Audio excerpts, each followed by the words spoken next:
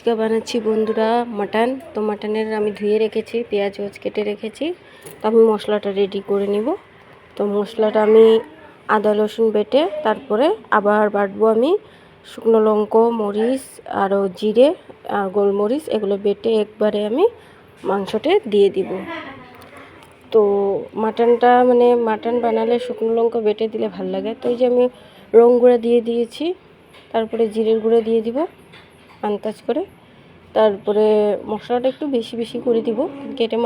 মাটনে যত মশলা দিলে অতই ভালো লাগে। ধনের গুঁড়ো দিয়ে দিয়েছি, তারপরে মরিচের গুঁড়ো দিয়ে দিব।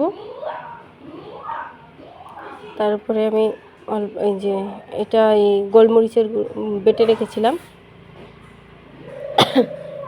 তো দিয়ে দিয়েছি বন্ধুরা। তো অল্প মিঠে তেল দিয়ে দিব, মিঠা তেল, লবণ দিয়ে দিব। তো সবটি তো হয়ে গেছে, তো আমি মেখে নিব ভালো করে।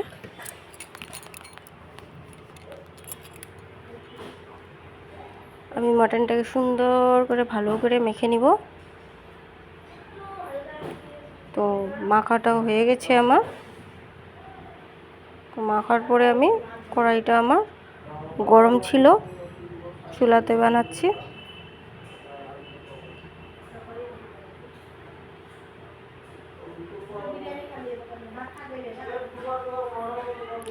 মাটনটাকে আমি যত মাখবেন অতই ভালো হয়, মশলাটা ঢুকে। তো আমার মাটনটা মাখা হয়ে গেছে মাটনটা। তো আমি কড়াইটা বসিয়েছিলাম, তো কড়াইয়ের তেল ঢেলে রেখেছিলাম, কেন কি আগুনটা জ্বলছিল। তো আমি কড়াইটা আগের থেকে বসিয়েছিলাম, তো তেলটা গরম হয়ে গেছে। তো এটার মধ্যে আমি দিয়ে দিব জিরে, গোটা জিরে। গোটা জিরাটা লাল হলে মাংসটা ঢেলে দিব।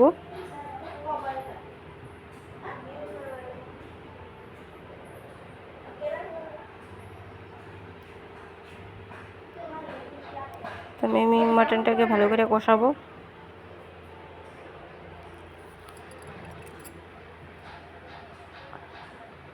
তো অল্প জল দিয়ে কষাবো।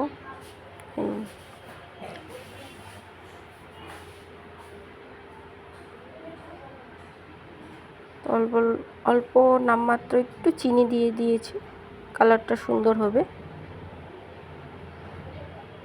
তো এই যে আমি কত টাইমের পরে কষানিটা হয়ে গেছে। তো এই মাটন বানাতে অল্প টাইম লাগে, ব্রয়লারটা বানাতে এত টাইম লাগে না, মাটনটা বানাতে বেশি টাইম লাগে। তো এই যে আমার কষানি হয়ে গেছে। তো আন্দাজ করে আমি ঝোল দিয়ে দিব। তো এই যে আন্দাজ করে আমি জলটা দিয়ে দিয়েছি।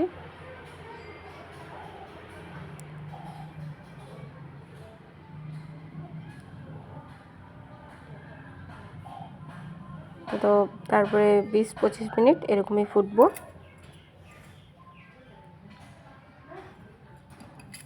তারপরে হয়ে গেছে বন্ধুরা, দেখো আমার 20-25 মিনিটের পরে সবজিটা কমপ্লিট হয়ে গেছে, মাটনের সবজিটা। তো কেমন হয়েছে বন্ধুরা? ভালো লাগলে লাইক, কমেন্ট, শেয়ার, সাবস্ক্রাইবার করবেন। তখনের জন্য টাটা, বাই বাই।